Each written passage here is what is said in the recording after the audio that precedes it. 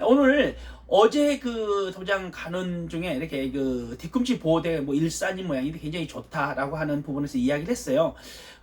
부산의 모 팔단 선생님께서 말씀하시기를 검도를 잘한 사람은 아픈 데가 없다 이렇게 말씀을 하셨거든요. 이 말인즉슨 보호대가 필요 없다는 게 아닙니다. 보호대가 필요합니다. 우리가 부상을 입었다든지 어디에 문제가 있다든지 아니면 뭐 이렇게 조금 노화라든지 여러 가지 신체적인 조건에 의해서 조금 몸을 보호해야 될 보호가 또 보호주 장치 겸해서 우리가 안전을 위해서 또 미리 예방 차원도 필요는 합니다.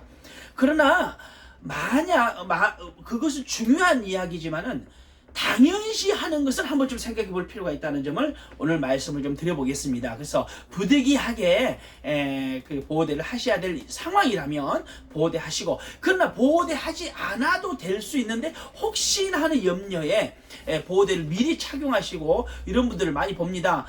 이렇게 그 영상 같은 거 보면 특히 이제 예를 들어서 많은 거 있죠. 팔꿈치 보호대, 손목 보호대, 기타 여러 가지 보호대가 많이 있습니다만은 이제 주로 발 뒤꿈치 보호대를 많이 하시는 분들이 많이 있습니다.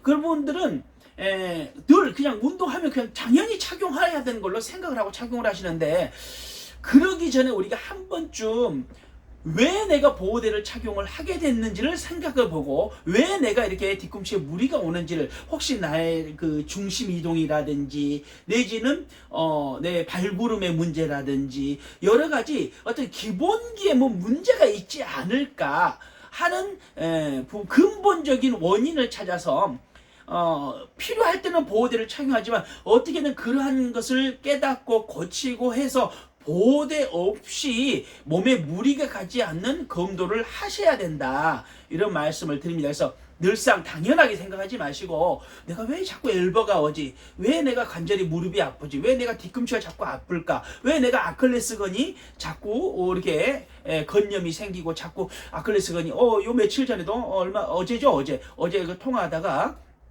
모 도장 관장이 그렇게 뭐 또 아킬레스건이 파열됐다 하는 이야기를 들었습니다.